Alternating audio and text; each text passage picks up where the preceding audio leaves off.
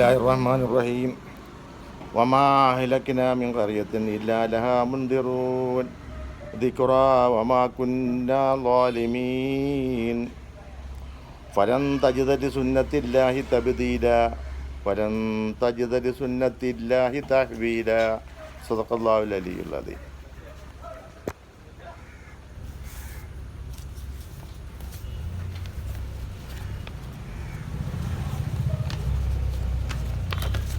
ഞാനീ കാണിക്കുന്നത് 1989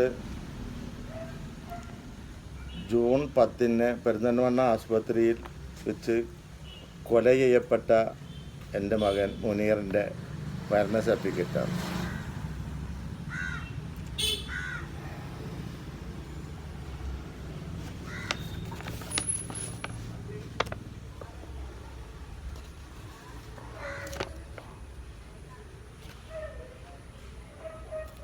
ഇതിൽ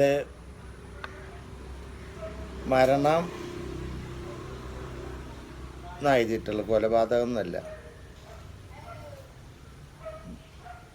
അയച്ച ആളുടെ പേരില്ല, പിന്നെ എങ്ങനെയാണ് പേര് വന്നത്, ഇത്തരം കാര്യങ്ങൾ അറിയണം. അതിൽ ഭയങ്കര തട്ടിപ്പും കൃത്രിമവും നടന്നിട്ടുണ്ട്. 89 ജൂൺ 10 കൊല ചെയ്യപ്പെട്ടിട്ടുള്ളത്. കുറേ അധികം വർഷങ്ങൾ നീണ്ടാലും തെളിവ് മരണം കൊലപാതകമായി വരാറുണ്ട്. ഇതും അങ്ങനെ വന്നു കിട്ടിയൊരു കാര്യമാണ്. അതുകൊണ്ട് തന്നെ ഈ മരണ സർട്ടിഫിക്കറ്റിൽ വമ്പിച്ച തട്ടിപ്പും കൃത്രിമവും നടന്നിട്ടുണ്ട്. ഇത് അന്വേഷിച്ച് വേണ്ടത് ചെയ്യണമെന്ന് കേരള ഗവൺമെൻറ്റിനോട് അപേക്ഷിക്കുന്നു. അത് നിങ്ങൾക്കും രാജ്യത്തിനും നല്ലതായിരിക്കും. എനിക്കിപ്പോൾ അത് ചെയ്തോളണം നിർബന്ധമൊന്നുമില്ല, നിങ്ങൾക്ക് വേണമെങ്കിൽ ചെയ്താൽ മതി. അതോടൊപ്പം ഈ കൊലപാതകത്തിൽ ലോകം കണ്ട ഏറ്റവും അധികം കൊലയാളികൾ ഒരുമിച്ചുകൂടി ആസൂത്രണത്തിൽ കൂടി കൊല ചെയ്ത ഈ കൊലയാളികളിൽ ആരെല്ലാം ഉണ്ട് എന്നും അന്വേഷിച്ച് കണ്ടുപിടിക്കണം എന്ന് അപേക്ഷിക്കുന്നു. വേണമെങ്കിൽ മതി, നിങ്ങളെ നിലനിൽപ്പിൻ്റെ വേണമെങ്കിൽ മതി. എനിക്ക് അത്യാവശ്യം നിലനിൽപ്പൊക്കെ ഉണ്ട്. നിങ്ങളുടെ ബാധ്യതയാണ് അത്. സർക്കാരിൻ്റെ ശമ്പളം പറ്റുന്നവരാണ്, പ്രതിഫലം ആവുന്നതാണ്. ഞാൻ പട്ടിണി കിടക്കുന്ന ഒരു പാവമാണ്. നിങ്ങൾക്ക് വേണം തോന്നുകയാണെങ്കിൽ ചെയ്യാം, ചെയ്തില്ലെങ്കിൽ അതിൻ്റെ എല്ലാ അനന്തരഫലവും നിങ്ങൾക്ക് തന്നെ.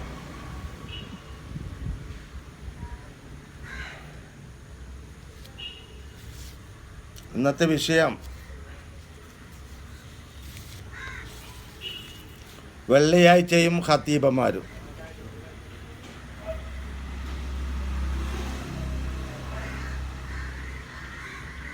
ഇതിപ്പോൾ എൻ്റെ എല്ലാ വിഷയത്തിലുള്ള ഹെഡിങ്ങാണ് ഈ മരണ സർട്ടിഫിക്കറ്റ്. ഈ വിഷയങ്ങളിലൊക്കെ അതാണ് അതിൻ്റെ ഹെഡിങ്. ഏതിൻ്റെ വിഷയം ഉണ്ടെങ്കിലും എൻ്റെ ഹെഡിങ് അതാണ്. ഇനി ഗവൺമെൻറ്റിനുള്ളതല്ല, ഇനി മഹല്ല് കമ്മിറ്റികൾക്കും ഖത്തീബന്മാർക്കും ഖാദിമാർക്കും ഉള്ളതാണ്. വേണമെങ്കിൽ സ്വീകരിക്കുക, അല്ലെങ്കിൽ സ്വീകരിക്കാതിരിക്കുക. അതിൻ്റെ ഖുർആൻ വാക്യം ഞാൻ ആദ്യം ഇവിടെ വായിച്ചിട്ടുണ്ട്. ബിസ്മില്ലാഹിർ റഹ്മാനിർ റഹീം. വമാ അഹ്ലക്നാ മിൻ ഖറിയത്തിൻ ഇല്ലാ ലഹാ മുൻദിറൂൻ ദിക്റാ വമാ കുന്നാ ളാലിമീൻ വലൻ തജിദ ലിസുന്നത്തില്ലാഹി തബ്ദീലാ വലൻ തജിദ ലിസുന്നത്തില്ലാഹി തഹ്വീലാ. ഇന്നിപ്പോൾ ഖാദിമാരോടും ഖത്തീബന്മാരാകുമ്പോൾ അങ്ങനെ ഞാൻ കൂടുതൽ അവരോട് പറയേണ്ടതില്ലല്ലോ, ഞാൻ അവരോട് ചോദിച്ച് പഠിക്കേണ്ട ആൾ. വെള്ളിയാഴ്ചകളിൽ ഖുത്ബ നമ്മുടെ പൂർവികരായിട്ട് ഓരോ മാസത്തിലെ ഓരോ ആഴ്ചകളിലും ഉഹ്റവിയായ പണ്ഡിതന്മാരൊക്കെ ഓതിയിരുന്നത് നബാത്തിയ ഖുത്ബ. ഇപ്പോഴും കുറേ സ്ഥലത്ത് അതാ ഓതുന്നത്. നിങ്ങൾക്ക് ഇഷ്ടമുള്ളത് ഓതാം, പക്ഷെ വിഷയങ്ങൾ ഏറെക്കുറയ്ക്ക് അതിനോട് യോജിച്ചതായിരിക്കും.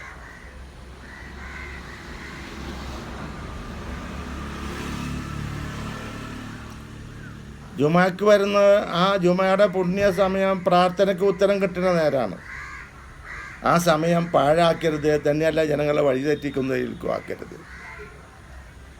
എൻ്റെ അറിവിൽ പല പള്ളികളിലും അവർ രാഷ്ട്രീയവും അവരുടെ ഗ്രൂപ്പീസുമാണ് പറഞ്ഞിട്ടുള്ളത്.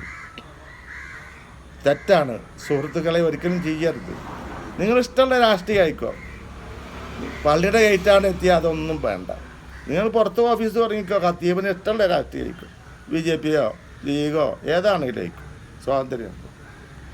അങ്ങനെ വാദിക്കണ ആളാണ്. പള്ളിയുടെ അള്ളാഹുവിൻ്റെ ഭവനം, അള്ളാഹുവിനെ ഇബാദത്തെടുക്കാനാണ്.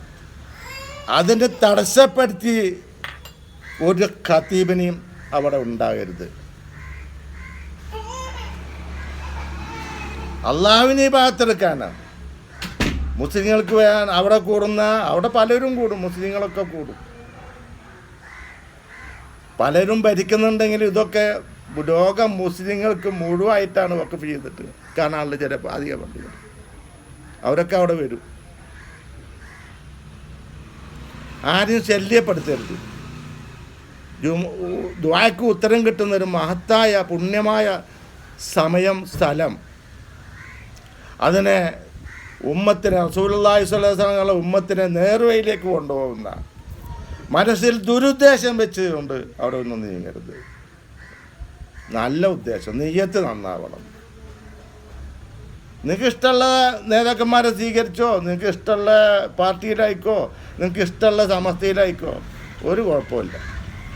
പക്ഷേ ജനങ്ങളെ നേർവഴിയിലേക്കാക്കാൻ അവിടെയെങ്കിലും രാഷ്ട്രീയവും ഗ്രൂപ്പീസും ഒഴിവാക്കണം എന്നുള്ളത് എല്ലാ ഖത്തീബമാരോടും വിനീതമായി അപേക്ഷിക്കുന്നു. അവരെ നിയന്ത്രിക്കുന്ന മഹല്ല് കമ്മിറ്റികൾ ഈ ഒരു കാര്യം പ്രത്യേകം ശ്രദ്ധിക്കണം എന്ന് പറയും. നിങ്ങൾക്ക് ഇഷ്ടമുള്ള പാർട്ടി ആയിക്കോ, പള്ളിയിൽ വേണ്ട. നിങ്ങൾക്ക് ഇഷ്ടമുള്ള തങ്ങന്മാരെ നേതാവായിക്കോ, പള്ളിയിൽ വേണ്ട. പള്ളിയിൽ എല്ലാ അഹ്ലുബൈത്തിനും വേണ്ടി ദ്വാരക്കണവും പ്രാർത്ഥിക്കണമാണ്.